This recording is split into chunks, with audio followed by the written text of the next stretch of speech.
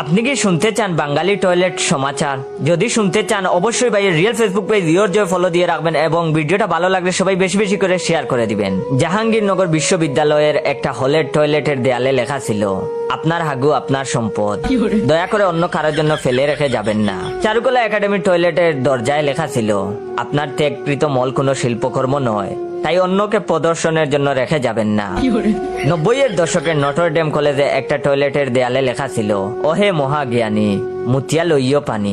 সিলেটের একটা স্কুলের টয়লেটের দেয়ালে কমেডে ঠিক উপরে লেখা ছিল, তুই যেও কুটিপতির ফুয়া ওস না খেনে, আমার সামনে আইলে তোর পায়জামার ফিতা খুলাও লাগবো, তোরে লেমটাও লাগবো। ঢাকায় একটা সরকারি অফিসের টয়লেটের ওয়ালে লেখা ছিল, বুগে নয় থেকেই শান্তি। পুরান ঢাকার এক টয়লেটের ওয়ালে লেখা ছিল, কুকুর দাঁড়িয়ে টয়লেট করে। আরেকটা পাবলিক টয়লেটের ওয়ালে কে যেন লিখে রাখছিল, ডানে দেখুন। তারপর ডানে তাকালে বামে দেখুন, বামে তাকালে লেখা থাকতো পিছনে দেখুন, পিছনে তাকালে লেখা থাকতো ওই মিয়া টয়লেটে বসে এত মুচড়ামুচড়ি করেন কেন? ভয়েস ওভার দেওয়ার সময় হাসি আসার জন্য দুঃখিত। অনেকে কমেন্ট করেন যে আপনার ভয়েস ওভার দিতে কি হাসি আসে না? অবশ্যই আসে, তবে আমি ওইগুলা কেটে দেই। তো পিছনে তাকালে লেখা থাকতো ওই মিয়া টয়লেটে বসে এত মুচড়ামুচড়ি করেন কেন?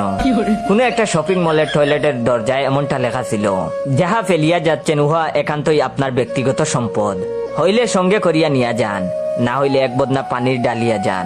সেই অনেক আগে এক ভার্সিটির হলে নতুন কমেট বসানো হয়েছিল, তো সেখানে আদি বাঙালি কমোড ব্যবহার করা ছাত্ররা সেটা সঠিকভাবে ব্যবহার করতে পারতো না। তো একদিন কর্তৃপক্ষ টয়লেটের দরজায় লিখে রাখলো, আপনি যদি পা ঝুলাইয়া বসিয়া আমার এই লেখা স্বাচ্ছন্দ্যে পড়িতে পারেন, তার মানে আপনি সঠিক অবস্থানেই বসিয়াছেন। মোমবাতি কেনার জন্য একটা দোকানে ঢুকেছিলাম। দোকান মানে দর্শকর্মার দোকান। দোকানের মালিক তখন দোকানের ভিতরে পায়ের উপর পা তুলে বসে আছে। দোকানের বাইরে একটা বেঞ্চ পাতা আছে, সেই বেঞ্চে বসে আছে আরো একজন। দুজনের বয়স 45 বা তার বেশি হবে। মনে হলো দুই বন্ধু, কোনো একটা বিষয় নিয়ে আলোচনা চলছিল, সেটা বুঝতেই পেরেছি।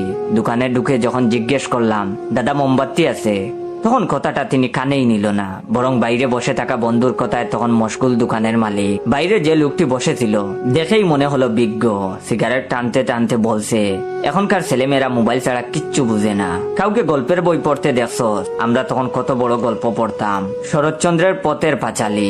আমি 2 দিনে পড়ে শেষ করেছি। তখন আমি ক্লাস 7-এ পড়ি। পথের পাঁচালীতে গফুর আছে, তাই না? দোকানের মালিক তখন বলে উঠলেন, পথের পাঁচালীতে গফুর কেন থাকবে? গফুর তো রবীন্দ্রনাথ ঠাকুরের মহেশে। তখন লোকটি বলল, ঠিক বলেছিস, আমরা তখন ক্লাস 9-এ পড়েছি। স্কুলে বিশ্বনাথ স্যার এত সুন্দর করে মহেশ গল্প বুঝিয়ে দিয়েছিলেন, এখনো মনে আছে। এইটুকু কথোপকথন শুনে আমি তখন মোমবাতি কেনার কথা বলে ওদের কথাই মন দিয়ে শুনছি। কেন শুনছি বুঝতে পারছেন? বিভূতি বাবুর পথের পাঁচালী তখন চলে গেছে শরৎ বাবুর কাছে, আর শরৎ বাবুর মহেশ তখন রবি ঠাকুরের ঝুলিতে। আমার মাথা তখন এমনিতেই ভু ভু করে ঘুরছে। এদিকে বিশ্বনাথ স্যারের কথা উঠতেই দোকানের মালিক বলে উঠলো, সত্যি আমাদের সময় বিশ্বনাথ স্যার মানে বাংলার টুকুর। এত ভালো পড়াতো, ক্লাসেই পড়া হয়ে যেত। মহেশ গল্পটা এমন সুন্দর করে পড়িয়েছে, এখনো মনের মধ্যে গেঁথে আছে। গফুর যখন অনিমাকে নিয়ে চলে গেল, এটা পড়াতে পড়াতে বিশ্বনাথ স্যার গোটা ক্লাসকে কাঁদিয়ে দিয়েছিল। এমন গল্প শুনে আমার চোখে জল এসে যাচ্ছিল। গফুর অনিমাকে নিয়ে চলে যাচ্ছিল বলে নয়, সিগারেটের ফুঁকে দেওয়া এমন ভাবে ছাড়ছিল, আমার চোখ মুখ ভরে উঠেছিল। ভেবেছিলাম এসব সহ্য করে চোখের জল আনবই না, কিন্তু অনিমার প্রসঙ্গ যখন এলো তখন আর স্থির রাখতে পারিনি। মনে মনে ভাবছিলাম, আমিনার ভাগ্যটাই খারাপ। বিশ্বনাথ স্যার এমন ভাবে পড়িয়ে দিয়েছেন, আমিনাকে অনিমাতে নিয়ে চলে এসেছে। দোকানের মালিক এবার বাইরে বসা বন্ধুকে জিজ্ঞেস করলো, আরো একটা কবিতা ছিল সুকুমার রায়ের, মনে আছে কি তোর? রাজার পায়ে ধুলো লাগবে না বলে কত কি কাণ্ড করছিল, শেষে একজন চর্মকার জুতা পরিয়ে দিল। তখন লোকটি বলল, মনে থাকবে না আবার? মহারাজা কৃষ্ণচন্দ্রের গল্প তো এটা। কেউ যখন পারল না তখন গোপাল ভাঁড় এসে বুদ্ধিটা দিয়েছিল।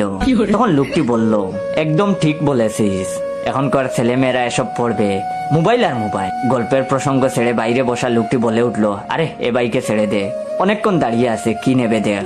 বলেই আমার দিকে তাকালো। তারপর লোকটি আমাকে বলল, এই যে আমরা এতক্ষণ ধরে আলোচনা করছিলাম, তুমি তো শুনলে কিছু কি ভুল বলেছি? সেই কবে পড়েছি, এখনো সব মনে আছে আমাদের। আমি কিছু বলে ওঠার আগেই দোকানের মালিক এবার আমাকে জিজ্ঞেস করলো, ভাই তুমি কি নিবে বললা? দেশলাই নাকি? ততক্ষণে আমি সব ভুলে বসে আছি। বাংলা সাহিত্যে যা পড়েছিলাম সেসব তো গেছেই, কি জন্য দোকানে ঢুকেছিলাম সেটাও। তাই দোকানের মালিকের কথাতে সায় দিয়ে বললাম, হ্যাঁ দাদা, একটা দেশলাই নেব। আমি একটু আগে বাড়ি ফিরেছি, একটা করে দেশলাই কাঠি জ্বালাচ্ছি আর নেবাচ্ছি। মনে মনে ভাবছি, বিভূতি বাবুর পথের পাঁচালি গেল শরৎ বাবুর হাতে। শরৎ বাবুর মহেশকে তুলে নিল রবি ঠাকুরের ঘরে। রবি ঠাকুরের জুতা আবিষ্কার করলো সুকুমার রায়। হবুচন্দ্র রাজার নাম পাল্টে হলো মহারাজা কৃষ্ণচন্দ্র। তাকে আবার বুদ্ধি দিল গোপাল ভাঁড়। আর হতভাগী আমিনা, তার বাপের দেওয়া নাম বলে সে এখন অনিমা।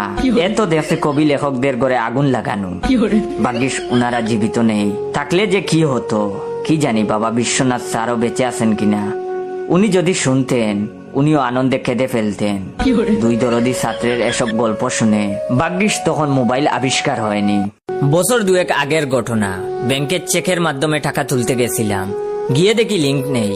অনেকেই তীর্থের কাকের মতো বসে বসে অপেক্ষা করছে কখন লিংক বাবাজি আসবেন। একজন তো বলেই ফেললো, লিংক বাবুর কি কোনো আক্কেল জ্ঞান নাই? এত লোককে অপেক্ষা করানোর মানেটা কি? চেকটা হাতে নিয়েই দাঁড়িয়ে আছি। এমন সময় পাশ থেকে আমাকে একজন ফিস করে বললেন, দাদা আমার চেকটা একটু লিখে দেবেন। আসলে লেটকুর পাবলিক আমি, হাতের লেখাও ডাক্তারের মতো। এর লাগি লেখা টেখার দরকার পড়লে আমি হরি যাই। নিজের চেকটা বউকে দিয়ে লিখে নেই, শুধু সইটা আমি করি। আমি তখন লোকটার মুখের উপর বলে দিলাম, আমার হাতের লেখা অতি জঘন্য, আপনি অন্য কাউকে গিয়ে বলুন। উনি অনুনয়ের সুরে বললেন, ঠিক আছে, আপনার চেকটা একটু দিন, দেখে দেখে লিখবো। আমি লোকটার এমন আবদার শুনে আশ্চর্য হয়ে গেলাম আর বললাম, সে কি দেখে লিখবেন? আমার চেকে লেখার টাকার অ্যামাউন্ট আর আপনার অ্যামাউন্ট এক হবে নাকি? এবার ভদ্রলোক বললেন, আসলে কোন জায়গায় কি লিখতে হবে সেটা ঠিক বুঝতে পারছি না, এই প্রথম চেক পেলাম। আমি তখন বললাম, ও আচ্ছা বুঝেছি। এইবার তাকে বলে দিলাম কোথায় কি লিখতে হবে, কত টাকা তুলবে সেটার বানানো বলে দিতে হলো। ভদ্রলোক মাধ্যমিক পাস, কিন্তু ইংরেজিতে বড্ড খাঁচা, তাই 500 অনলি কথাটাও বানান করে বলে দিতে হলো। তখন লোকটি আমাকে জিজ্ঞেস করলেন, কিছু মনে করবেন না, বলছিলাম যে অনলি কথাটা কেন লিখতে বলেছেন, একটু যদি বুঝিয়ে দিতেন। তখন আমি বললাম, ওটা লিখতে হয়, সবাই লেখে, কারণ আমিও ঠিক জানি না।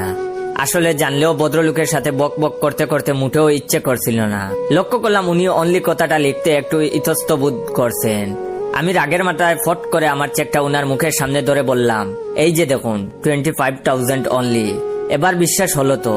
এই যে দেখুন 25,000 অনলি, এবার বিশ্বাস হলো তো? লোকটি তখন গুল্লা গুল্লা চুপ করে আমার চেকটা ভালো করে দেখলেন। ততক্ষণে লিংক চলে এসেছে, লাইনে দাঁড়িয়ে পড়েছি। টাকাটা তুলে এটিএম ফর্ম নেব বলে কাউন্টারে গেছি। ফর্মের কাউন্টার তখনও খুলেনি। হঠাৎ দেখি ক্যাশ কাউন্টারের কর্মচারী একটি লোককে খুব মেজাজ দেখাচ্ছে। কৌতূহল বশত গিয়ে দেখলাম যে ভদ্রলোক আমার কাছ থেকে চেক লিখে নিয়ে গেলেন, চেকটা হাতে নিয়ে বেকুবের মতো দাঁড়িয়ে আছেন, যারটা তাকেই দেওয়া হচ্ছে। আমি তখন জানতে চাইলাম, কি ব্যাপার দাদা? ভদ্রলোকের কথা শোনার পর কিছুক্ষণের জন্য বুঝে উঠে পারলাম না রাখবো না হাসবো। ব্যাপারটা হলো, এত কিছু দেখানোর পরেও 500 এর পর অনলি কথাটা লিখতে তার মন সায় দেয়নি। উনি ওস্তাদি করে লিখেছেন 500 নাথিং। কাউন্টারের লোক যখন জিজ্ঞেস করেন এসব কি ভুলভাল লিখেছেন, নাথিং মানে, উনি তখন বিজ্ঞের মতো যুক্তি দিয়েছিলেন। আসলে এক ভদ্রলোক, অর্থাৎ আমার কথা বুঝাচ্ছেন। দেখলাম 25,000 পর লিখেছেন অনলি, তাই ভাবলাম 25,000 টাকা যদি মাত্র হয় তাহলে আমার 500 টাকা তো কিছুই না, তাই অনলি না লিখে নাথিং লিখেছি। আর একটা কথা বলা হয়নি, নাথিং কথাটা তিনি বাংলায় নাথিং লিখেছিলেন।